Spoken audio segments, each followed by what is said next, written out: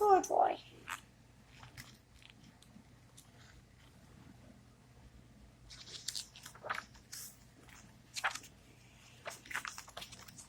Corduroy is a bear who once lived in the toy department of a big store. Day after day, he waited with all the other animals and dolls for somebody to come along and take him home. The store was always filled with shoppers buying all sorts of things, but no one ever seemed to want a small bear in green overalls. Then, one morning, a little girl stopped and looked straight into Corduroy's bright eyes. "Oh, Mommy," she said, "look, there's the fairy bear I've always wanted." "Not today, dear," her mother sighed. "I've spent too much already. Besides, he doesn't look new. He's lost the button to one of his shoulder straps." Corduroy watched them sadly as they walked away. "I didn't know I'd lost the button," he said to himself. "Tonight I'll go and see if I can find it." Late that evening, when all the shoppers had gone and the doors were shut and locked, Corduroy climbed carefully down from his shelf and began searching everywhere on the floor for his lost button. Suddenly, he felt the floor moving under him. Quite by accident, he had stepped onto an escalator, and up he went. Could this be a mountain? He wondered.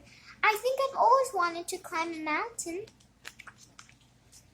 He stepped off the escalator as it reached the next floor. And there before his eyes was a most amazing sight. Tables and chairs and lamps and sofas and rows of beds. "This must be a palace," Corduroy gasped. "I guess I've always wanted to live in a palace." He wandered around admiring the furniture. "This must be a bed," he said. "I've always wanted to sleep in a bed." And up he crawled onto a large, thick mattress. All at once he saw something small and round. "Why, here's my button!" he cried, and he tried to pick it up, but like all the other buttons on the mattress, it was tied down tight. He yanked and pulled with both paws until pop! Off came the button, and off the mattress Corduroy toppled, bang, into a tall floor lamp. Over it fell with a crash. Corduroy didn't know it, but there was someone else awake in the store. The night watchman was going his rounds on the floor above. When he heard the crash, he came dashing down the escalator. "Now, who in the world did that?" he exclaimed. "Somebody must be hiding around there." He flashed his light under and over sofas and beds until he came to the biggest bed of all. And there he saw two fuzzy brown ears sticking up from under the cover. "Hello," he said. "How did you get upstairs?" The watchman tucked Corduroy under his arm and carried him down the escalator and set him on the shelf in the toy department with the other animals and dolls. Corduroy was just waking up when the first customer came into the store in the morning.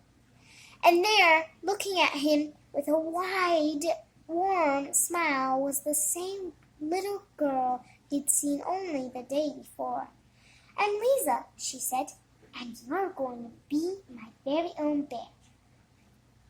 Last night I counted what I've saved in my piggy bank, and my mother said I could bring you home. Shall I put him in a box for you?" the saleslady asked. Oh, no, thank you, Lisa answered, and she carried Corduroy home in her arms. She ran all the way up 4 flights of stairs, into her family's apartment, and straight to her room. Corduroy blinked. There was a chair and a chest of flowers, and alongside a girl-sized bed stood a little bed just the right size for him. The room was small, nothing like that enormous palace in the department store. This must be home, he said. I know I've always wanted a home. Lisa sat down with Corduroy on her lap and began to sew a button on his overalls. I like you the way you are, she said, but you'll be more comfortable with your shoulder strap fastened. You must be a friend, said Corduroy. I've always wanted a friend. Me too, said Lisa, and gave him a big hug.